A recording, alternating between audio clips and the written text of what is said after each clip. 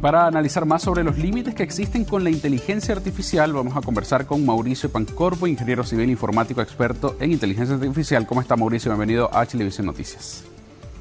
¿Qué tal, Alejandro? Muchas gracias por la invitación.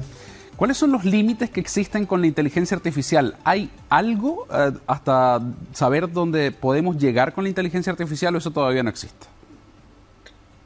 Es difícil imaginar qué casos de uso van a llegar en 1 año, 2 años o 3 años. Siempre podemos adelantarnos un poquito, ¿cierto? Pero por la etapa en la que estamos hoy en día, al final cada día aparece algo más sorprendente. Entonces, más allá del impacto que podría tener nuestra vida cotidiana, pensando en los próximos 3, 6, 9 meses, es difícil alejarse un poco de eso. ¿Qué peligros puede producir a la población el uso indebido de la inteligencia artificial? Hay bastantes. En realidad, por un lado, lo podemos ver por nuestra vida privada, ¿cierto? Sin ir más lejos, lo mismo que estamos hablando de suplantaciones de identidad, suplantaciones de voz con temas de deepfake, por ejemplo. O, por otro lado, un poquito más en el área laboral, eventualmente cómo esto va a ir transformando al humano o sacándolo un poco del trabajo al cual estamos acostumbrados y van apareciendo estas nuevas labores en el futuro. ¿Qué datos se pueden obtener al escanear el iris del ojo? Ya lo habíamos visto también en la nota respecto a esto, pero ¿qué datos específicamente? ¿Hay algo de qué preocuparse en lo inmediato, por ejemplo? Sí, la verdad es que el tema del escaneo del iris, desde mi punto de vista, está totalmente no recomendado. Como se mencionaba, no se puede cambiar a diferencia de una contraseña o un dato de una tarjeta de crédito. Entonces, el problema que esto acarrea es que ante una suplantación de identidad o un robo o una pérdida de información, al final es nuestra identidad la que se ve comprometida y todos los fraudes que se hagan con eso van a ir a nuestro nombre. Entonces, en este caso, cualquier información biométrica es totalmente no recomendada darla a menos que sea estrictamente necesario como algo para vivir en un país. ¿Pero representa, digamos, un peligro en este minuto el tema del iris?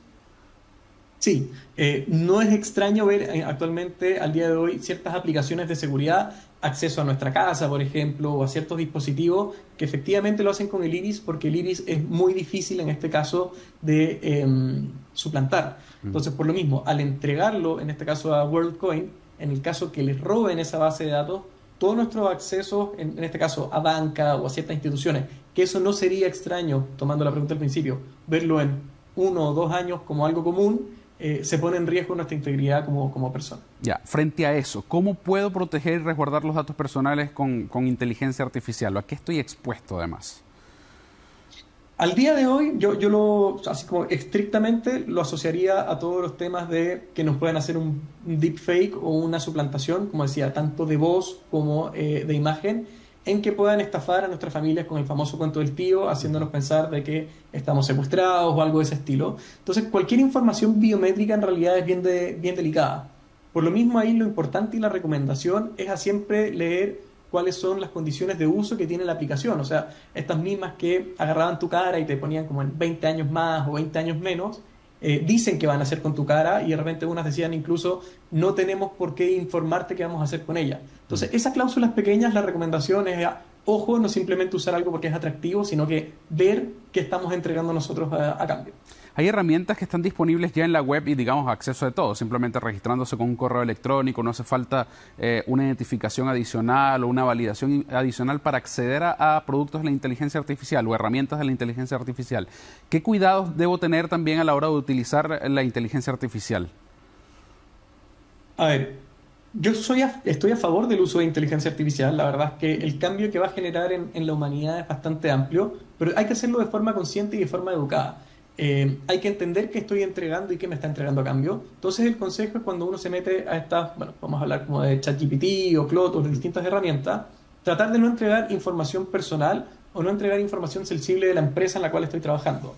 Está bien interactuar, está bien aprender, está bien utilizarla, pero cualquier información sensible, mientras sobre todo en Chile no tengamos una ley vigente respecto al uso de esta información, es mejor no entregarla y no comprometerla a estas alturas.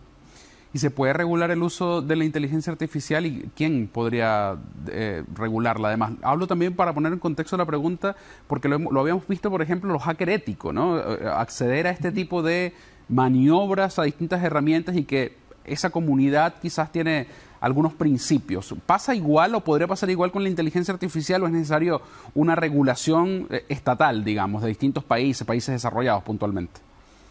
Ahora, yo creo que la regulación es clave. Al día de hoy, Europa hace 2 semanas o hace una semana aprobó la ley de inteligencia artificial con distintos aspectos que ellos lo llaman por la criticidad que va teniendo. Al final es algo de alto riesgo para la población o de mediano riesgo o de bajo riesgo. Entonces, desde ese punto de vista, más que un ethical hacking, que no existe algo así, lo que buscamos en inteligencia artificial de repente es encontrar, por ejemplo, sesgos. Al final, que el modelo de inteligencia artificial, si lo está utilizando un banco para acceder a informes crediticios, que no venga con un sesgo de que por cierta edad, por cierta raza, por cierto color me dejen fuera. Entonces, las auditorías que uno hace al día de hoy en estas bases de datos es a que no tengan un sesgo incluido para que no haya una discriminación de una persona a la cual podría estar trabajando o postulando un trabajo o de lleno entrando a un país, por ejemplo. Y estas legislaciones que se están empezando, digamos, a pensar, ya bueno, tenemos el ejemplo de la Unión Europea, pero frente a esa legislación que es bastante humana, hablamos de parlamentarios que van a un congreso a hablar de esto, la inteligencia artificial sigue corriendo. ¿Esas leyes que se están estableciendo son realmente efectivas o la inteligencia va a correr mucho más rápido? Hablamos, por ejemplo, del tema de la suplantación de identidad. Te lo pongo en ese contexto. Sí, yo creo que ahí, Alejandro, lo más importante cuando se pone una ley, y tal vez Europa lo tomó en gran parte bien, no es que uno legisle la tecnología, sino que uno legisla el principio detrás de ello. Y esos principios van al final al derecho humano de la persona y al final que no sea vulnerada desde ese punto de vista, independiente de la tecnología que se use. Entonces, en el marco de la inteligencia artificial, si bien la ley va en ese contexto, digámoslo así, lo que uno trata de, en este caso, legislar son principios, de que estos derechos que estábamos hablando, de que no puedan violar tu identidad, de que no te discriminen, no se vulneren por el uso de esta tecnología, más allá de simplemente decir, vamos a legislar el uso de este tipo de modelo de inteligencia artificial en Chile o en distintas partes del mundo. Ya para finalizar, ¿qué desafíos presenta la inteligencia artificial en Chile y además en el mundo también?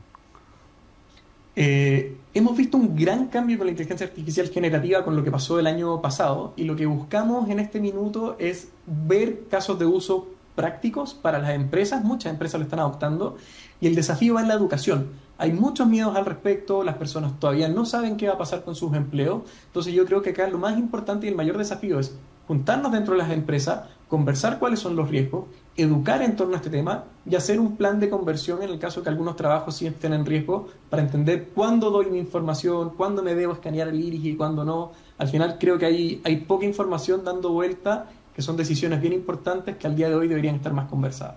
Agradecemos a Mauricio Pancorbo, ingeniero civil informático experto en inteligencia artificial. Gracias por conversar con nosotros.